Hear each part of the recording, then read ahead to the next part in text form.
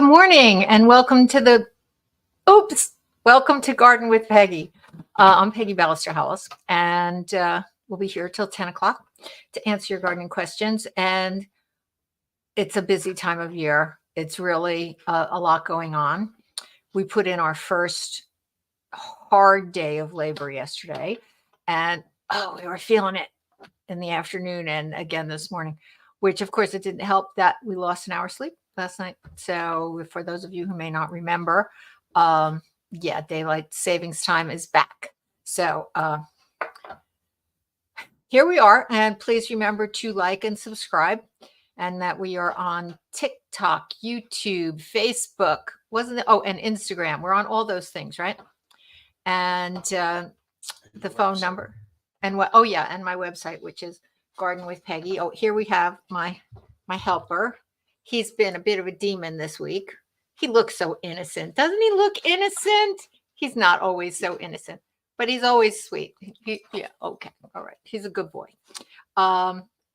So the phone number is 888-399-7344. And if you'd like to call, I'm wondering if Nancy from Somerset could give us a call, because we did not do her pictures to the Philadelphia Flower Show last week because she didn't call in. If she doesn't call in today, we'll do them anyway, because today is the last day of the Philadelphia Flower Show. If you want to get over there, or if you don't want to get over there, then you are welcome to just enjoy the pictures, because they are kind of spectacular. So that's Philadelphia Flower Show, never disappoints. However, I do miss the New Jersey Flower Show, which seems to have completely disappeared. We tried tracking it down and it appears to be gone. I think COVID did it in. The Philadelphia Flower Show is enormous and takes a long time. You're there. It's a whole day. It's definitely a whole day. The best way, I think, to get there is on the train, so that you don't have to try to park, because parking is a bit of a challenge, but it is spectacular. No question about it. All right, you're down. All right, go be a dog. Okay, so again, if anybody wants to call, 888-399-7344. But I think we should do some slides. And Sharon from Winfield also. I didn't. She just sent me a couple pictures, so not a big deal. But if she would like to call and chat about that, I will put her pictures up. So let's do this week at Tiny Farm. Obviously, a lot is going on at Tiny Farm here. Can we get all of the picture?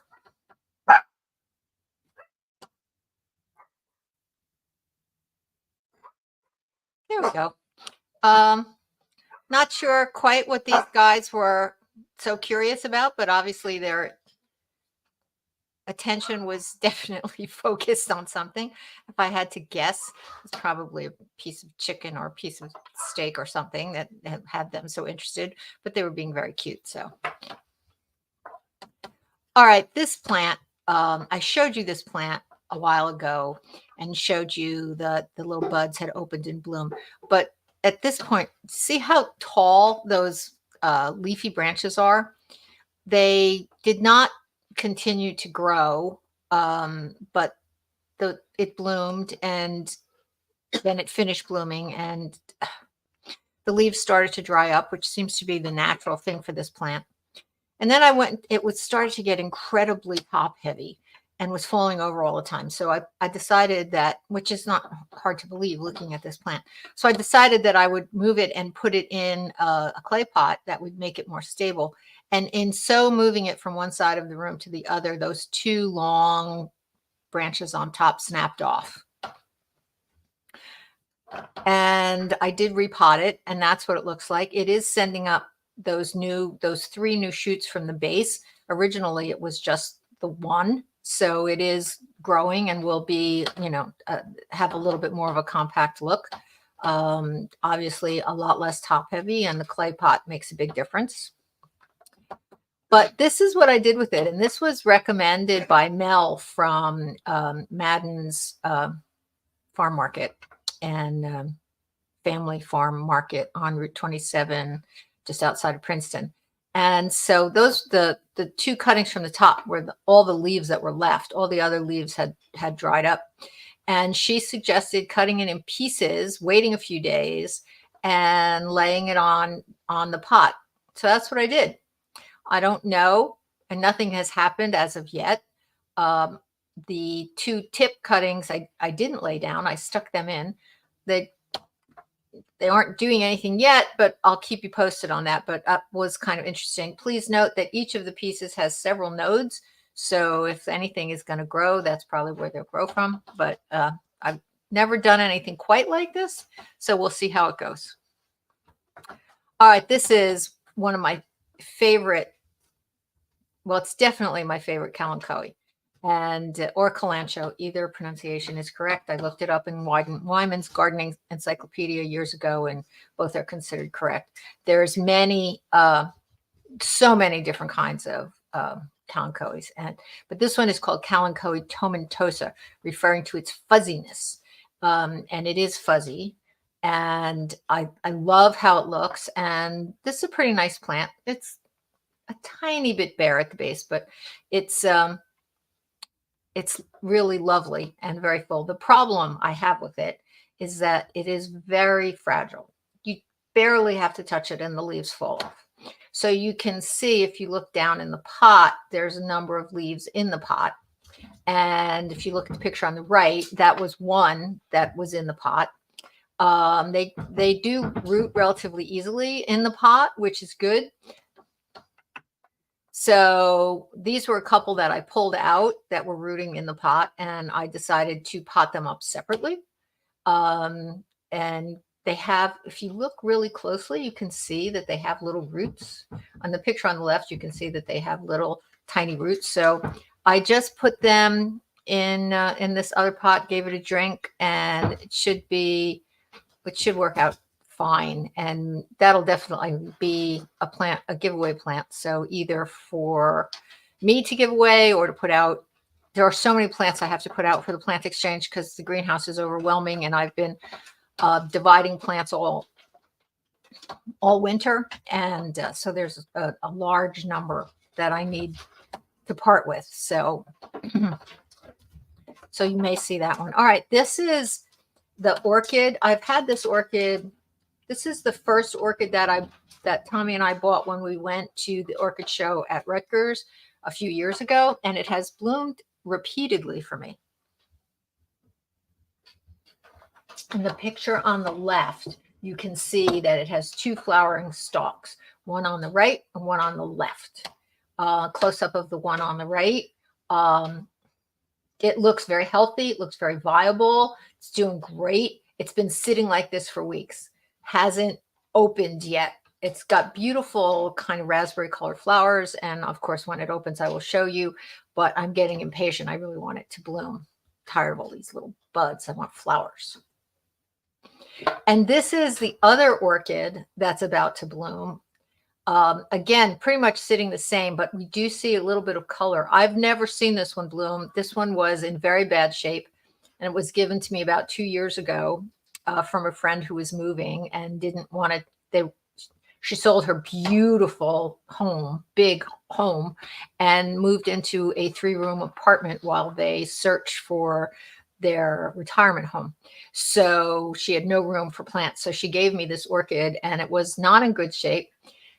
But 2 years later, it's blooming, sort of. But I think the flowers are going to be orange. At least that's the hints that we're getting. I'm hoping by next week we'll get real flowers on these, but we'll see.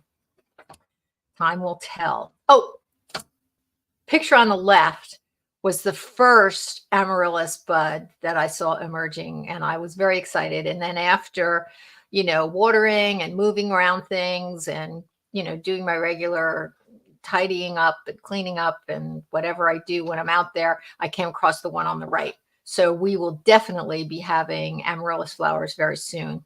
And that's always exciting. And I did divide them. I don't know if you remember. And I showed maybe a month ago, dividing one of the amaryllises before the new foliage came out, and they're doing well.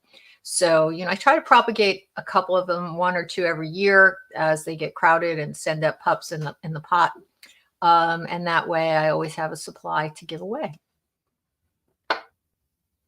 I love this house plant. It does grow a little aggressively and does need to be repotted more than, say, a lot of other things. But it's called Scilla, Scilla is the botanical name, also called sea squill.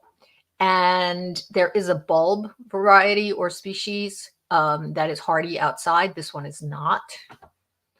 But I just love the foliage, the speckled foliage. I think it's really lovely. And it is easy to grow as long as you give it some sun, and the pot stays very full. It's an easy care plant. Another one of the fun things is those branches. Can we go back a slide, please? You can see all of the shoots. And if you look closely, like right in the middle of the screen, you can see that they have like a little bulb-like base. They tend to hang over the edge when the pot gets really crowded, and you can just snap them off, pull them out, try to get them with a little bit of a root. And without having to disrupt the whole plant, you can pull the ones off the edges and start a new one, which is kind of fun. So back to this plant is again covered in flower buds. Let's go back one more time. If you look really closely in the upper right-hand corner of the screen, you can see, and maybe a little bit on the left, there's probably 20 flower stalks that are in bud right now, which is significant. And this is a close-up. They open up to tiny white flowers, and they haven't quite started to open yet, but they will any second. But it's kind of fun. Easy care. It blooms this time of year every year. The flowers last a pretty long time. It will send up more flowers over a period of time, more flower stalks. And I just love it. So, oh, good. Nancy's on hold. Can we get back to this one? So I have more things to show you of what's been going on this week at Tiny Farm, but we don't want to keep Nancy waiting. So let's go to the phones and say good morning to my dear friend, Nancy from Somerset. Hey, Nancy, how you doing? Oh, I'm real well, thanks. Yeah, I just spent 5 days down in Florida, and it was sunny with only rain at night. So, well, that's yeah, good. But I'm home now. We're in mud season right now. A lot of mud. Just yesterday, Tommy and I dug out the Harry Lauders, and I have pictures of that later. It was cold. That was the first time that I worked outside this year that I needed my winter flannel lined jeans and earmuffs because it was cold. It was really cold. But we did get it in. And it was raining. It was spitting on us the whole time we were doing it. And then finally we got it done just as the sky started to open up. So, but you probably were better off in Florida. You probably should have stayed there. Although I think this week is going to shape up. Finally, it's going to shape up. So is that a picture that you took from the train on the way to the Philadelphia Flower Show? Oh, yes, it is. Basically, because it was a nice view of the art museum. And then, of course, all the traffic on the expressway. And I was on the train heading back to Jersey. Well, I think it's a great picture. Whatever's going on in the sky there is kind of interesting, too. But I do think that the train is the best way to go to the Philadelphia Flower Show. And on a scale of 1 to 10, and compared to the many years you've been going, how would you rate this year? Well, I've been going for about 20 years, I would say. And it's just the highlight. It's up there with a 10. They did a lot of deliberate changes this year that I think really worked. Now, I'm only there for 3 hours. I was there the Friday before it opened, and they have a 3-hour member preview. So, you know how crowded it can get. Right. So I go for the member preview. But you're limited in terms of anything participatory. You know, they had a potting area where you could pot things up with instructions and everything. You could make yourself a flower wreath or garland for your hair. There's lots of it is a full day if you want to spend the whole day there. But like I said, I did 3 hours, so I was just on the exhibition floor. And the changes that they made, which I hope they keep, was that the aisles were wider. So the flow was really good. And none of the displays had walkthroughs. Remember how if you walked through a display, you had to crowd down to single file or to two by two, and that would be, you would be backed up. And this way, the displays, you could walk around all sides of the display, but with wide aisles. So the traffic flow was really good. Well, that's a huge improvement. That's an enormous improvement. It is. It really was. And you can imagine for the members who we could get in at 12 o'clock. And so everybody was there at 12 o'clock. So there was, even though it was members only, there was a huge number of people that wanted to go in at the same time. And it worked. So I'm sure with the general people, the general admission, which started on Saturday, when people could come at their own time, it was more staggered. Okay, let's move on to some more pictures. That's good to know. You sent me a picture of this, and I had it's another one of the Kalanchoes, as I started out the show showing a picture of the Kalanchoe. Yeah, I just thought it was, really unusual. I've never actually seen it before, and I did a lot of digging, and I think this is like a 75% that I think that's what this is. I didn't see anything quite exactly like it, but that's as close as I could get. It's definitely a Kalanchoe, that's for sure. And I think it's donkey ears. I hope it's donkey ears because I really like the name. So, but I did too. That was kind of very attractive. If I had seen that, for sale, I probably would have bought it because I've never seen it before. All right. And some of these pictures I took just for you. Okay. So, I wasn't the roving reporter for Gardening but with I'm trying Pegi, to figure out. I'd be happy to do that next year. What is this exactly? Okay. Well, that was just, it's called the Liberty Bell. If you now go to the next slide, is it got the Liberty Bell on it? Yes. It was just so creative. Because these were, I loved the creativity, the competition this year. There was things that really got to me. Like, okay, so this is supposed to be a store window for a tea shop.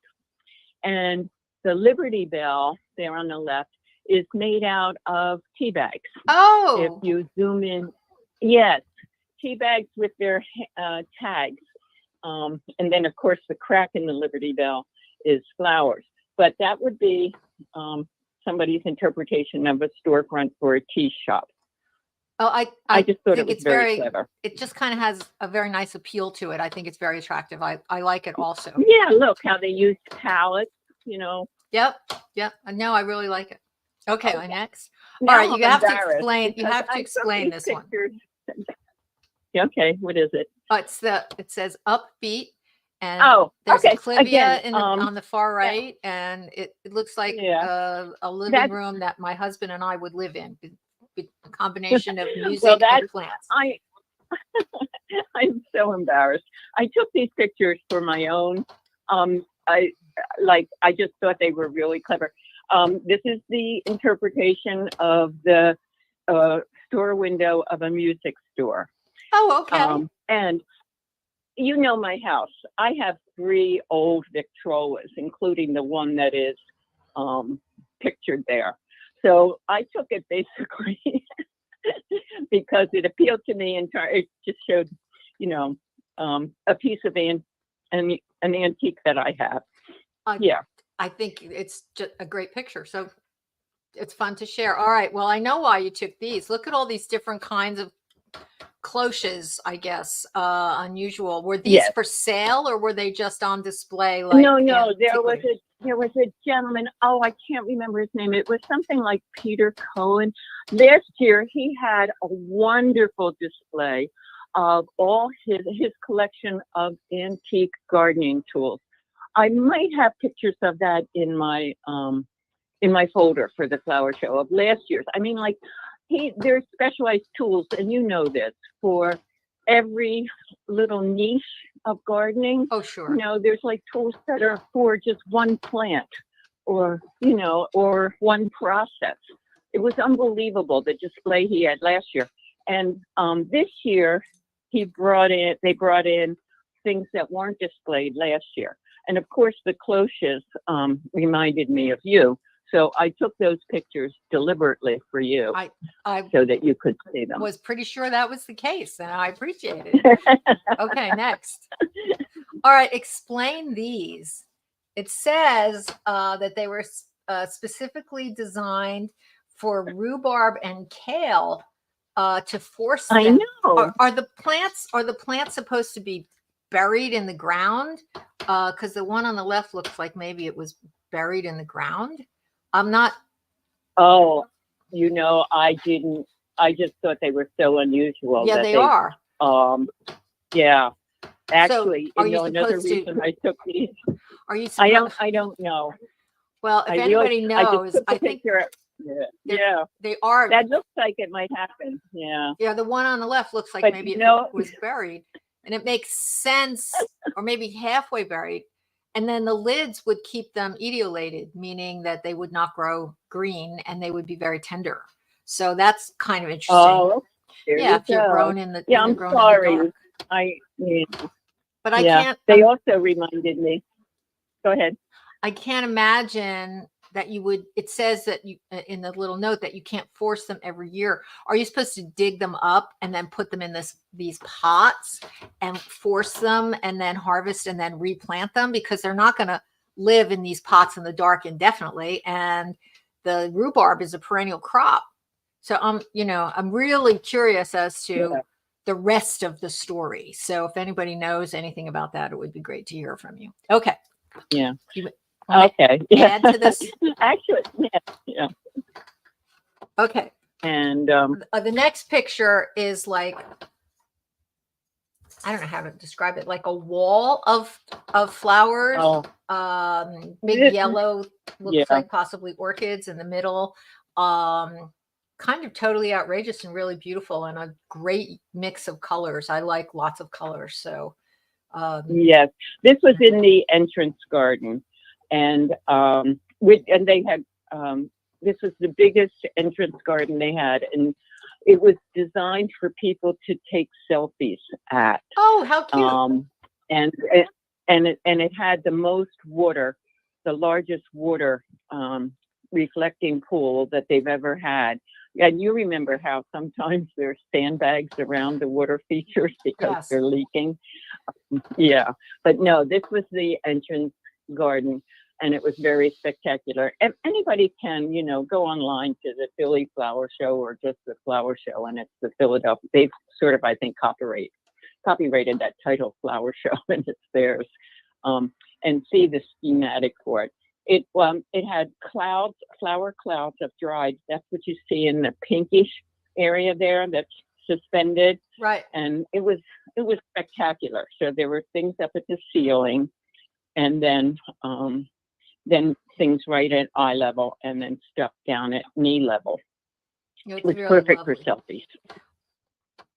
All right. And what I'm thinking of it, just because I will forget. One of my favorite persons to display is Waldorf orchids from here in Jersey, in Linwood, New Jersey, outside of Atlantic City. He always does a spectacular display. I first discovered them at the orchid show when it was in the Winter Garden at the Twin Towers before whatever. And it's like a mom and pop, well, probably bigger. I visited them once when I was down in Atlantic City. Are you familiar with Waldorf orchids? No, I'm not. The orchid my gosh. That I go to, there's one, Silva Orchids is in, believe it or not, Neptune. And they often display I would believe it. Philadelphia Flower Show as well. Yeah. So I don't well, have to travel. I don't have to Yeah. travel too far if I But want to go to an orchid greenhouse. It's like a mile down the road from yeah. where I live now. And So, the this picture year he just was mostly bromeliads. I didn't take any pictures of him. It's usually just crammed full of just every color, every size, every shape orchid. But this year it was a whole lot of bromeliads. But anyhow, go ahead with the slide. All right. So what we're looking at now must be the clouds you were talking about, because it's Right. I can see the reflecting water surfaces, and they're kind of pink and lavendery, and they do look like they're floating. There's no doubt about it. They look like they're floating. They look really spectacular. And it looks like in the background there's cherry trees in bloom. Exactly. That's what the color theme for the entrance garden was, mostly pink and orange, you know, and pastel pink and pastel orange. Tons of orangey and pink tulips. You know how they sort of come in those color combination, the orange and the pink, or the pink with the orange. Yeah, so that's what that is. And the cherry trees. And I did a video. I listened to a video. I watched a video before. They set up in 4 days. They set up Monday, Tuesday, Wednesday, and Thursday before the flower show, and then they open on Friday. So it's amazing that they got all the material that they get in there. Yeah, but they plan for a whole year in advance to be able to do it. Oh, definitely. And things are arriving before the previous week. There's things that have arrived and are just being held. Okay. Oh, that's for you too. I love this. All the brightly colored twigs. I love it. Yes. It makes me happy just to look at this. So this yes, that picture makes my heart sing. I have a friend who lives in suburban Philly, and so we get together for this. And I said, "Oh, I have to take this picture for my friend Peggy. She does her purple Christmas tree." It's fabulous. It's just really just makes me feel good inside to look at this. Okay, next. That's it. Was that the last one? Okay. Oh, I guess we saved the best to last. Well, thank you for sharing those pictures with us. I'm glad you had a good time. And today's the last day. So if you want, you still have an opportunity to go for our other listeners. I'm not going to make it there this year, but maybe next year. Maybe next year. My husband's shaking his head. Next year we should go. Of course, there is the sadness of us going in that we always went with the kids. And for every year that we went, my husband and my son had a cheesesteak eating competition. And I meet my friend at the terminal market, because the train stops right there. Right.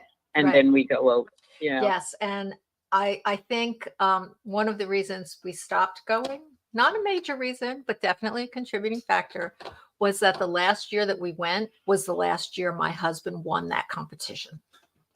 I am quite certain if we had gone the following year or any subsequent year, my son would have beat him. So let me tell you, they ate a lot of cheesesteaks. I think they were on like 3 or 4 whole cheesesteaks.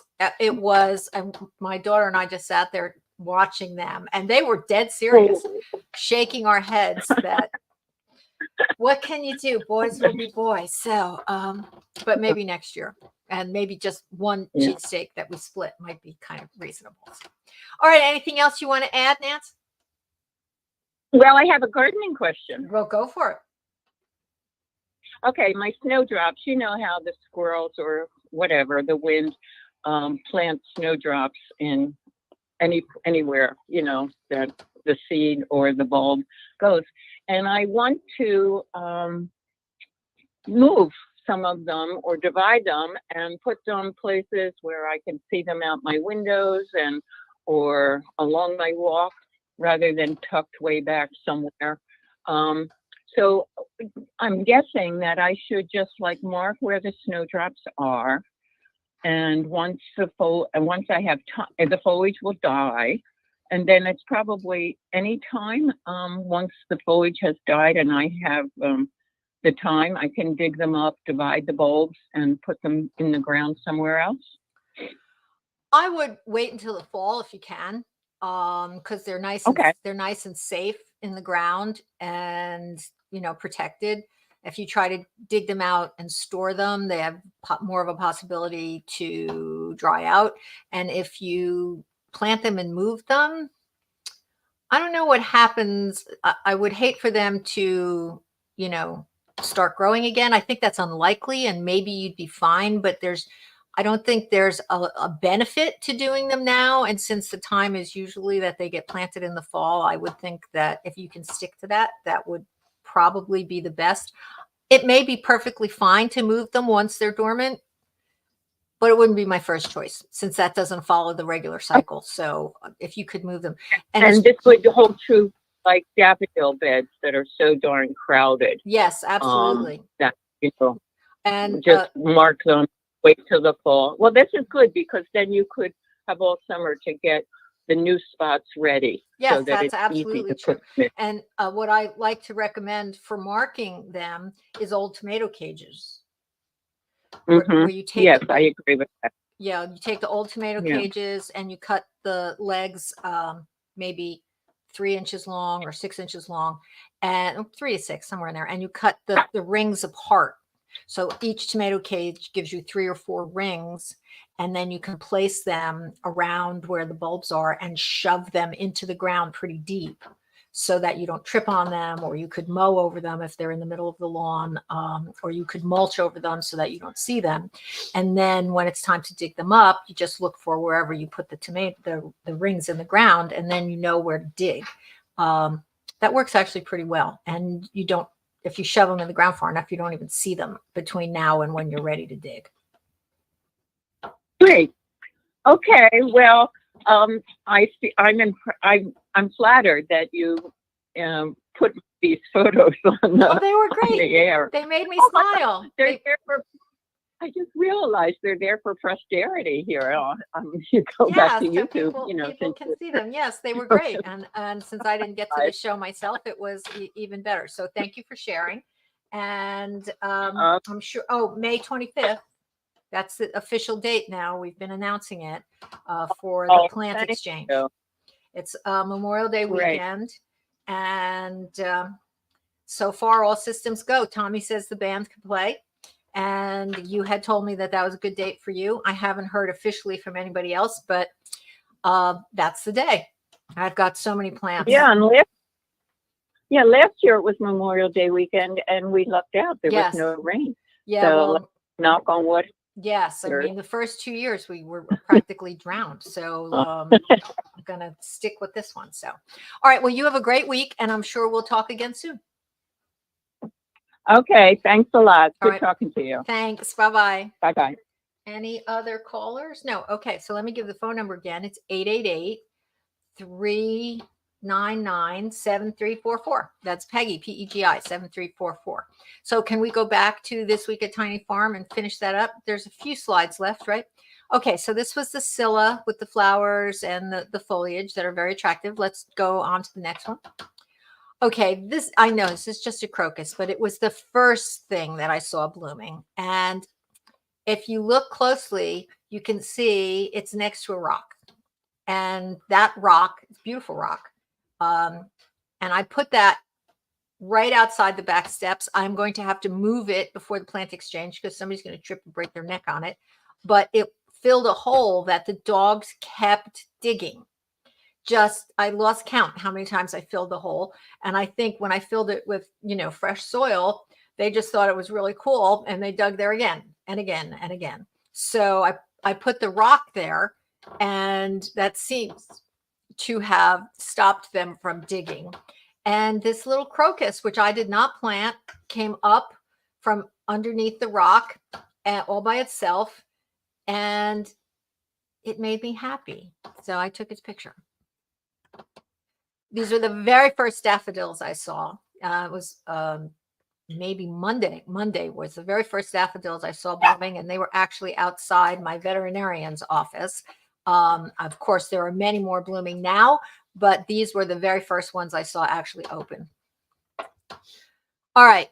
These are perennial sunflowers. the Maximilian sunflowers, and this is what they look like when they're in bloom, which is in September, October, maybe even November.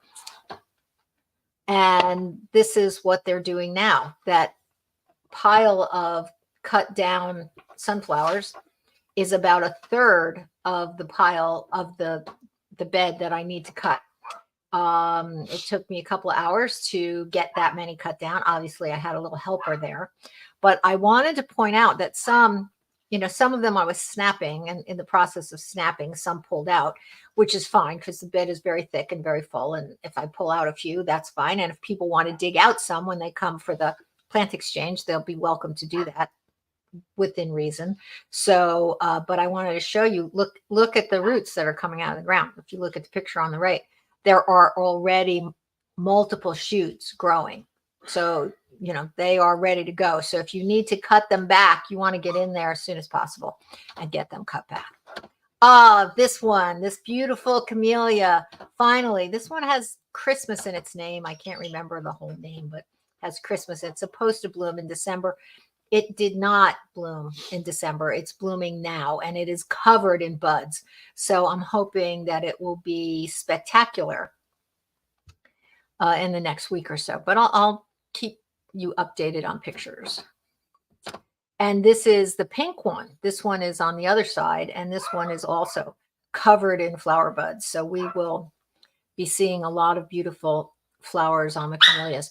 Of course, the one that bloomed all fall is done.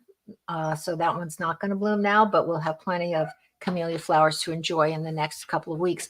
The thing that is really great about these is that they look a lot like roses, not exactly, but very similar. And they're very beautiful, and they're evergreen. And unlike roses, which are certainly deciduous, not only are they evergreen, but they're shade tolerant. Whereas, your roses need full sun. So these do well. They're on the north side of the house. They're partially under the overhang of the porch, not entirely. They are exposed on the east side. So they do get a little bit of morning sun. And it's bright all day. There's nothing blocking them in front of them. So it is bright all day, and they seem to be thriving. So I'm very happy. These are going to be covered in flowers soon. The hellebores. Oh, and there's Florence III. And that beautiful, these are hybrids, I'm sure.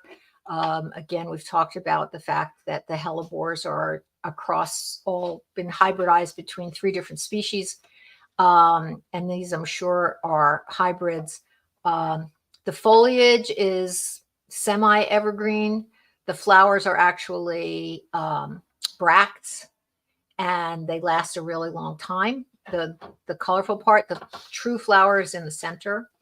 The foliage does not always look great by the end of winter. This winter, because the winter was so mild, the foliage actually looks better than it usually does. But you just need to cut back the yucky foliage, and then they send out new growth. And again, shade tolerant. Nobody eats them. At least I've never heard of anybody eating them. And the flowers last a really long time, and they bloom very early. So they're my brother Matt, Uncle Matt, was really interested in these when we went to the farm at Green Village in Chatham. And so he's probably not listening, but next year for his birthday, I might get him some. And that's the end of that. That's the end of this week at Tiny Farm. Okay. Can I give the phone number? Because we've heard from Nancy, but we haven't heard from anybody else. Sharon from Winfield, would be nice to hear from her. Let's do 888-399-7344. That's PEGI, Peggy. That's my name, Peggy, PEGI. And you can give us a call if you would like. All right. So what should we do? What should we do next? Goodbye, Harry. Let's do goodbye, Harry. All right. This is the plant that we purchased at the farm in Chatham, the farm at Green Village in Chatham. And this is a Marley's Pink Japanese snowbell, Styrex japonica Marley's Pink. and it is a weeping variety of styrax, which is also called silver bells. The white and the pink. I had a magnificent pink one that was at Blooming Acres, the farm, and I think it actually survived the fire because it was beyond the concrete porch, and the concrete porch did not burn. Luckily, concrete doesn't burn that easily. Does it ever burn? I mean, maybe a little bit. Anyway, I'm pretty sure that was one of the things close to the house that actually survived. There wasn't much. But this is a weeping variety, and I just love it. Very excited. That's it out of the pot. And you can see the poor Harry is in behind it in the bed. You can see that it has a lot of dried up leaves on it because those leaves dried up, never actually fell off because the branches were dead. Last spring, I cut out pretty much the whole right quadrant of it, upper right quadrant, say from 12 o'clock to 3 o'clock. I cut out all those branches that were dead. And then as the summer progressed, we lost more branches. These are the tools that I put aside to do this project. I ended up also needing a couple of other things, but mostly this is what did the job. Trying to dig out the Harry, I definitely needed the root slayer. And Tommy went and got a bigger shovel. He likes to use a bigger shovel. I prefer using a smaller shovel, easier for me to manage. And we couldn't have done it without the reciprocating saw. So this is a better picture of the poor dead Harry. It was just heartbreaking. This is one of the first things that we put in at when we bought Tiny Farm. And the two branches at the left on the left, say around 8 o'clock on the clock, around 8 o'clock there, those are alive, but everything else is dead. And I'm pretty sure there was no saving it. And it was pretty ugly. See the trunks, how they're all corroded and very sad. So I went in there with my reciprocating saw while Tommy was taking pictures and started to cut the branches. Look at that.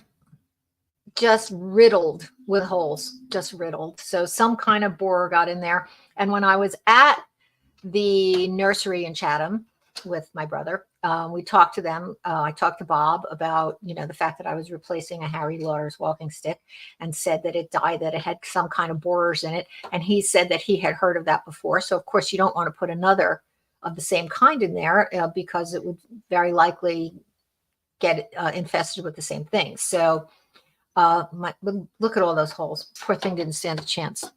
So this is the trunk after we cut everything back.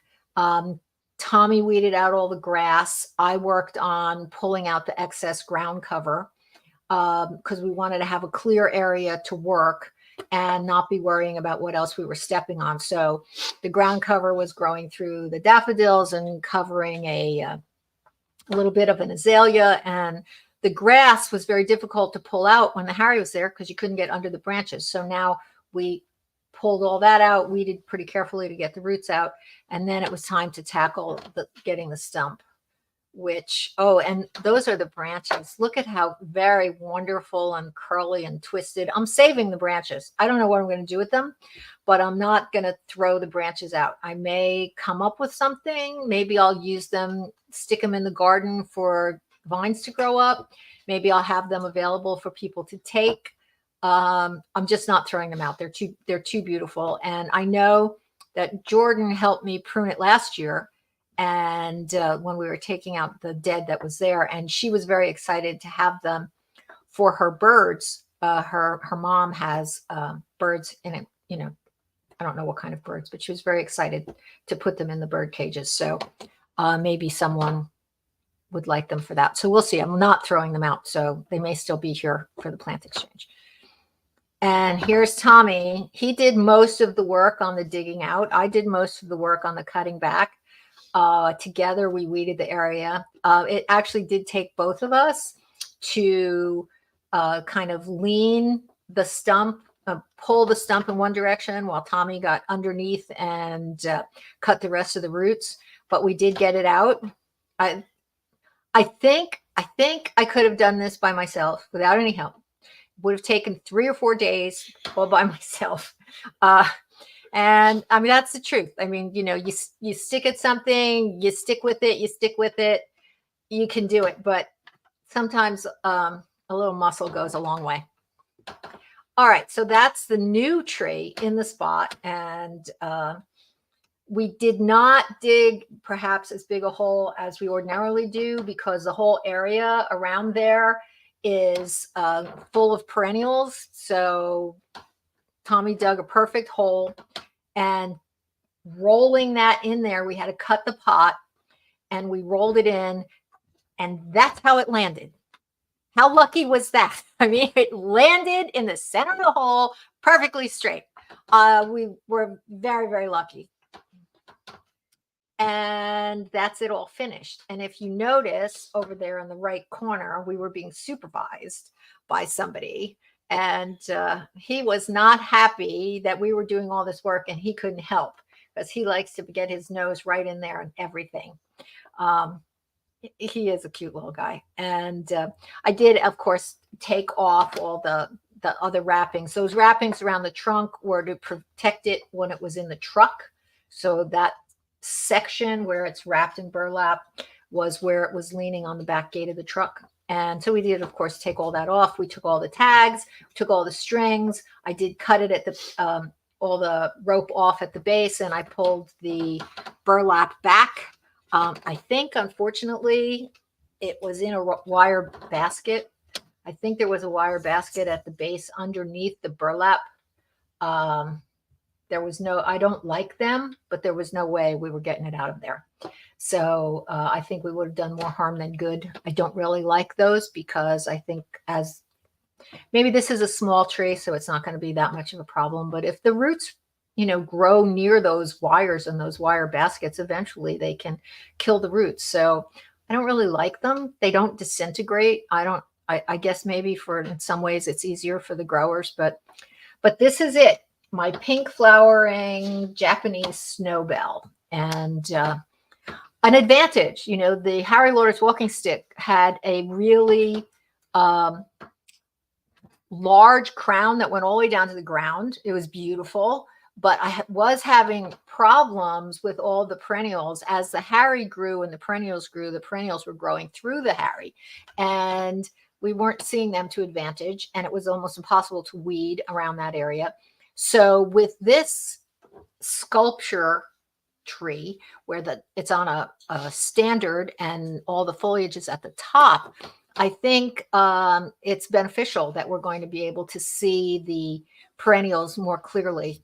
I'm hoping there's just one perennial, a Baptisia, that was planted there that I hope is still going to come up this year because it was pretty close to where we were digging. We'll see. We'll see. And we have a caller. So that's my last slide. So let's go back to me. And we're going to talk to Chris from Scotch Plains. Hey, Chris, how you doing? Chris? Oh, Peggy. there Morning. you are. How you doing today? Yeah, I'm doing good. That looks like a beautiful tree that you got. I'm happy you have it. It looks like a nice replacement for the Harry Lauder's walking stick. Yes, and I do think, I put that in. That was one of the first things I ever put in was the Harry Lauder's walking stick when there was nothing in that bed. And so, of course, I put all these perennials around it to fill in the bed. And then as everything grew together, it got to be, a little crowded. Not that it was detrimental, but it wasn't easy to maintain. I think there is an advantage to this, the shape of it with just the standard, and I think it's going to be really pretty. So I'm looking forward to it. So yeah, it took the better part of the day to do all that, to get all the roots out and to dig the trunk out. But I had a lot of fun. I love doing that, and I love doing it with my husband, and we worked really hard, and we were really sore when we were done. Looks like a good project, though. It looks like it turned out very nicely. Thank you. Yeah, I'm very pleased. I'm very pleased. I can't wait to see it bloom. It gets really beautiful, pink, scented, very fragrant flowers. So when you walk up and down the steps, you should be able to smell it. So I'm looking forward to that. So what can I do for you? Okay, a couple of things. I think you answered my question. One of the things that I was wondering about was how soon could I plant containerized plants? I have a couple of small trees and some shrubs left over from last year that I overwintered. So, assuming that the ground is workable, is this an okay time to plant them? Sure. Yep. I have um I have to go check them out. They're in the corner of the vegetable garden and I haven't really looked at them, but I tucked them in a corner and protected them.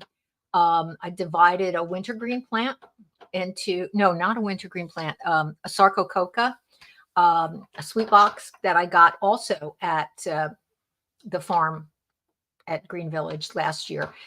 And the pot was so full that I divided it and got 4 pots out of it so that I can put it in the woods.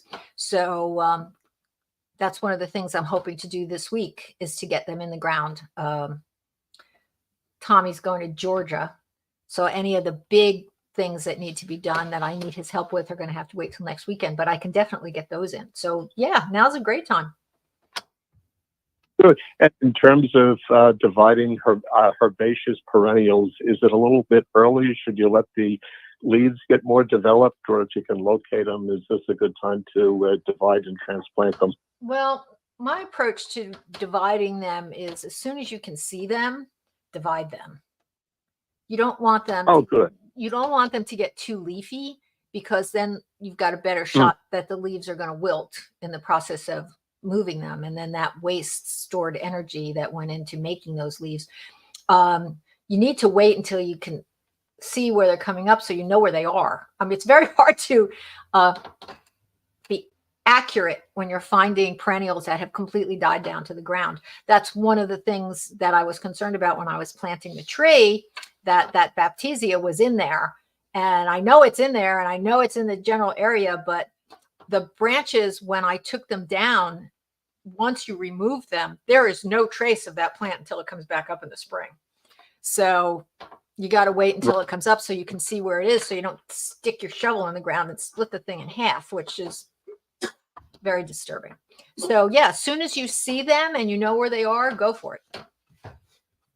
Good. Good. And can you divide hellebores? I've heard different things. Sometimes I've heard that you shouldn't move them or transplant them. Obviously, they're propagating them, so it must be possible. Have you had any experience in like dividing and moving them around, or is it best to leave them where they sit?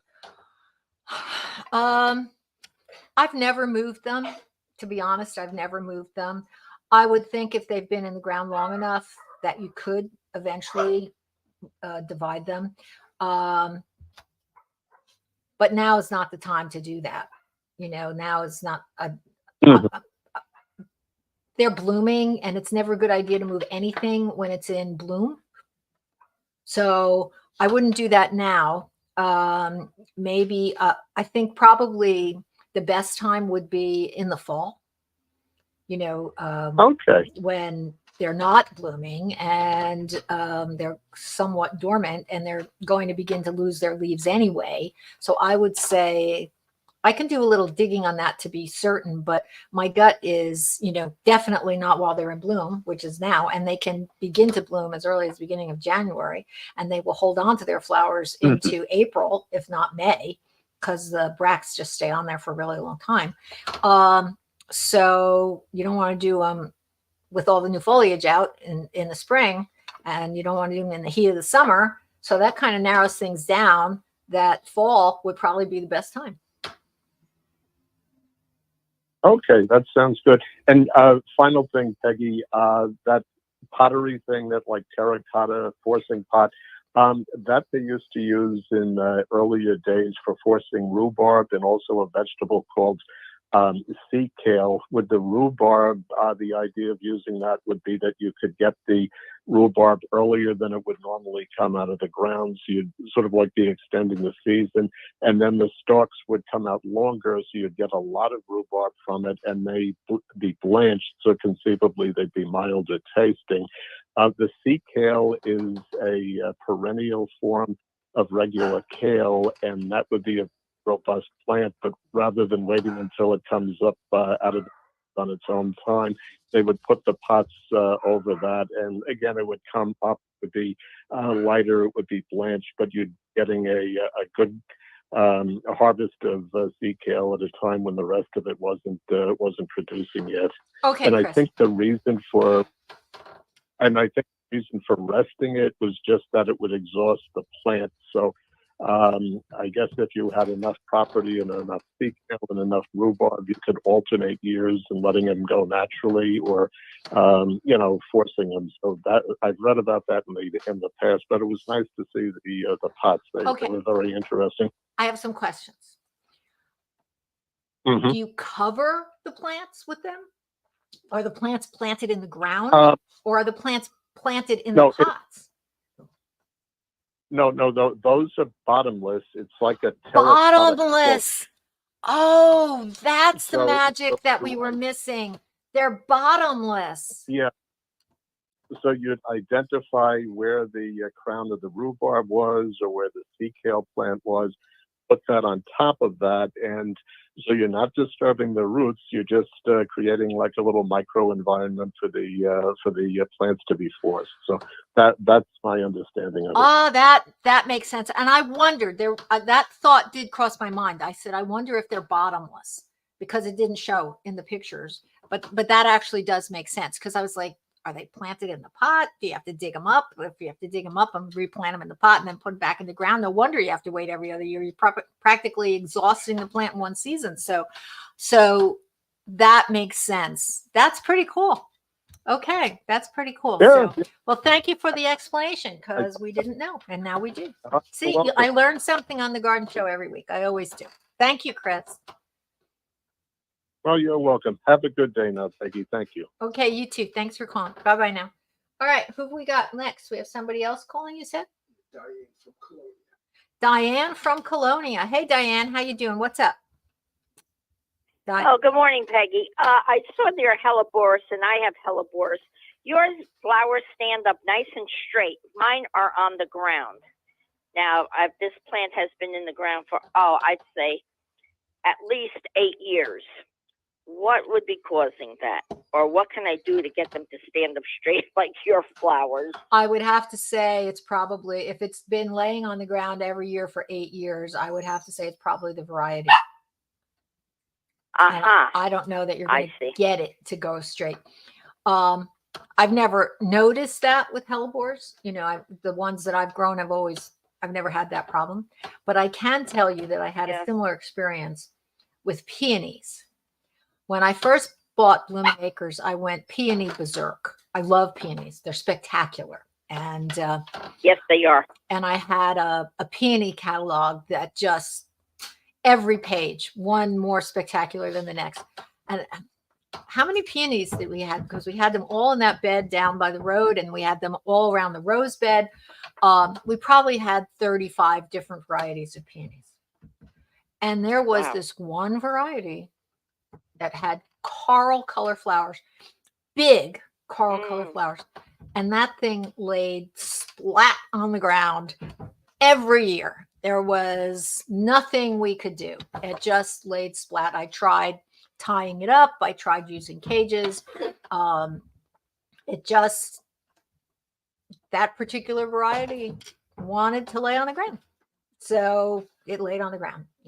I gave up. After a while, I gave up.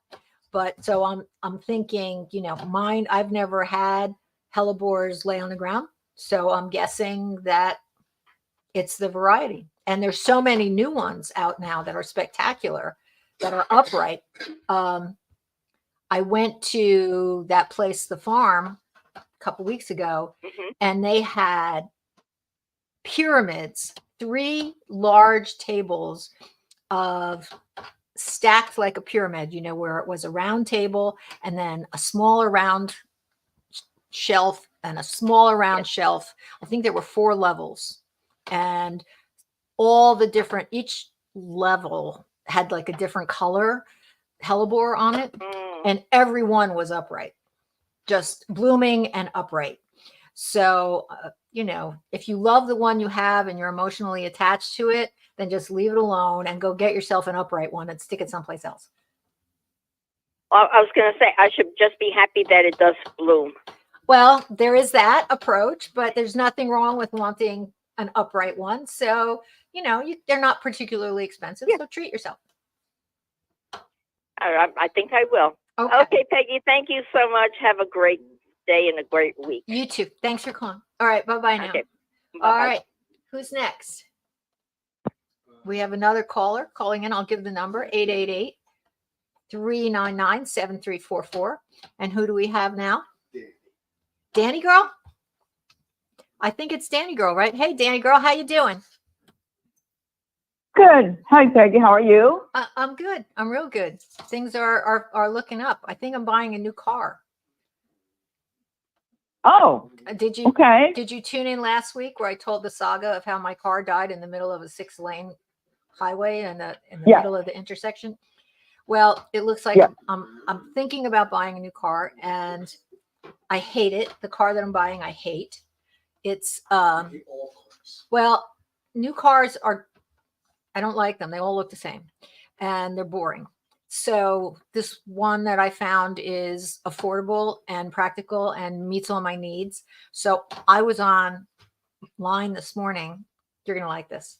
Searching for what are called skins.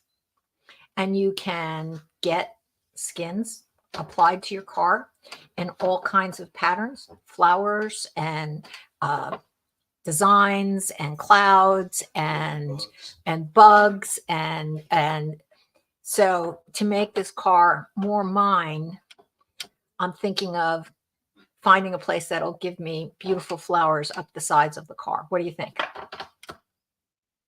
How fun is that? Fun. Right, exactly. It is so you. Well, I don't It want is so you. I don't want a boring car. I don't want to spend all this money on a car and go in it and say, "Oh, it's so boring." So I that would give it some personality, right? That would make it mine, Yeah. as opposed to looking Yeah. like every other car on the road, right? They all look the same, just small ones, medium ones, and large ones, and they're all the same. So this would make it fun. So that's the direction we're Perfect. leaning right now. So what can I do for you? Perfect. Well, I just would like to address one of your previous callers' question about the hellebore. I don't know if you saw that I sent you a picture of my hellebore garden underneath my dogwood tree. Is doing wonderful this year. And every time I look at them, I just smile. And over the years, because I think I had them for at least 5 years, if not more, they really well established and they have these new little shoots pops up every year. So last year or the year before, I actually dug some up after the blooming, in late summer. I dug them up and potted up, and I gave some to my friends, and actually took. Okay, so they send up suckers that you can divide off, is what you're saying. Correct. Okay, that's good to know. I've never observed that. Mine are getting bigger, but they've been in there for years, and they're bigger, but they're not huge. So Right. they're not fast Well, growing. initially, it's not fast growing. For years, I always see these little shoots come up, and I was like, what are they? Should I pull them out? Should I clean them out? Then I just left them. One year, I'm like, maybe these are the new suckers and coming off. So I dug them up and pot them in the plant, a pot, and I let it sit, and then they actually grew big enough, and so I gave it to my friends. So it worked. Great. That's good to know. It was just an experiment that I'm like, nothing to lose. You have them growing in a garden, you're not sure where they are, and that's what I did.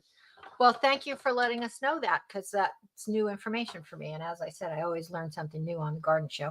It's really about community here and sharing information. And this is just a good format to do that. So thank you for that information. That's great. Anything else you want to share today? No problem. Not really. Like your camellias, my camellias are coming alive and doing well. I think I show you that I actually covered them up in roll cloth, because one year most of the buds all got frozen off. Yep. Frosted. Yeah, and so I decided it's not a big deal, so I covered them up, and they look very, very nice. The only problem I have, I was actually telling Dave, I said, I really made a big mistake, new gardener's mistake by planting plants too close to each other. Now I have a beautiful, beautiful camellia that is sandwiched in between two rhododendrons, and they are so squished. I'm like, what am I supposed to do? You know, it's, Okay, you're going to wait till I don't know. till the camellia finishes blooming, and then you're going to give it a nice pruning and give it a nice shape, and you're going to try to root the cuttings. Really? Yeah, You think that will work? I think it's worth a try. I'm going to try to, I have one in Ocean Grove that I just love. It's the one that blooms in November. And when I get over to Ocean Grove to do some work, I'm going to do some pruning on that, and I'm going to try to root those cuttings. Sure. Well, and you can shape it. It's evergreen, so you can prune it, you know, in the spring after it finishes blooming. You can do a nice pruning on it, and it'll still have a nice shape, and it'll fit better. And then after the rhododendrons bloom, you can do a little bit of pruning on that too, selective pruning, and you can keep them, you know, not strangling each other. I think Right. that'll, and Right. they'll look nice and full, and not even necessarily going to take a tremendous amount of pruning to do that. You know, you take the longest branches and you take it all the way into the center of the plant somewhere. You know, you want to be careful not to leave a gaping hole, but you know, prune it to a side branch or the main trunk. But you know better than to shear it or anything like that, and you would never do that, but for other Right. people, and you maintain a nice shape, and they'll live happily ever after. Okay. Okay, I would definitely do that this year. Yes. Thank you. you're very welcome. All right, you have anything else? No, that will be it. Have a great day, Okay, and enjoy your next project, creating your favorite car. thank you. Yes, I'm very excited. So I will definitely keep everybody posted on that. All right, you have a great week. Okay, you too. All right, thanks for calling. All right, I know that we're over time, but there is one more little slideshow. It's not long, and I want to share it because the timing of this is very important. So pruning the Montauk daisies. Okay, this is the Montauk daisy, and it's in the chrysanthemum family. It has slightly succulent leaves. It blooms in September, October. It's very hardy. It's, you know, makes wonderful cut flowers. But you've got to prune it now. Next. This is what it looks like now. See how the branches are all splayed out? I didn't prune it hard enough last year. And this is what happens if you don't prune it hard. It splays out, much like, you know, we were talking about the hellebore that lays flat on the ground, or that one peony I had that just lived flat on the ground practically. And a lot of times what happens is it's growing and it looks fine during the growing season, and it's big and it's bushy and it's green, and then it blooms, and the weight of the flowers, especially if it rains and the flowers get heavy, just cause the thing to lay down, and then it looks ugly. So you really need to prune it now. I took these pictures yesterday, so they are growing, maybe not in all the way up in North Jersey, maybe not yet, but any minute now they will be. And it needs a really hard pruning. It's also possible that you can stick these in a pot. The very first one that I had was a gift from Warner Thurlow.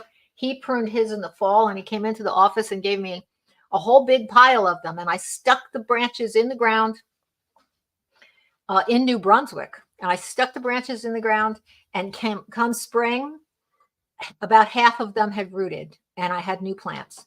And in fact, when we bought Blooming Acres, I dug some of them up and put them in front of the house. Of course, you know, when the fire came, they burned, but they lasted for years. So this is what this plant looks like now. Oh, that's halfway. You can see I got it about halfway pruned, and there's some really thick branches. I got most of this pruning to this point I had done with hand pruners, but I did use the loppers to get in there and cut them way at the base and get out some of the thick wood at the bottom. And the reason that that's important is that when they get heavy, it's possible that they will split at the base. And then the plant is significantly damaged. They can recover from that, but you really want to try to avoid that. So I took out some of the real old woody part at the base with a pair of loppers. And this is what it looks like now. You can see on the upper right, I took that big fat one out. Yep. And a couple of others. So you really want to cut it back so that it stays much more compact. And I would also suggest that maybe, a little bit down the road, it's not a bad idea if you pinch it to, again, make it a little bit more compact. But I wanted to show you this, even though we're way over time, because this is something that needs to be done now. I don't want to wait till next week because there'll be twice as much green and everything will be longer by next week. So if you have a Montauk daisy, go check it out and see if it needs some attention because you want to do that now. Good show. Got to talk about a lot of stuff. Got to talk to some great people. I had other things that I wanted to share with you, but we will get to that another time. So I will be here next week, same time, same place. Until then, have a good one.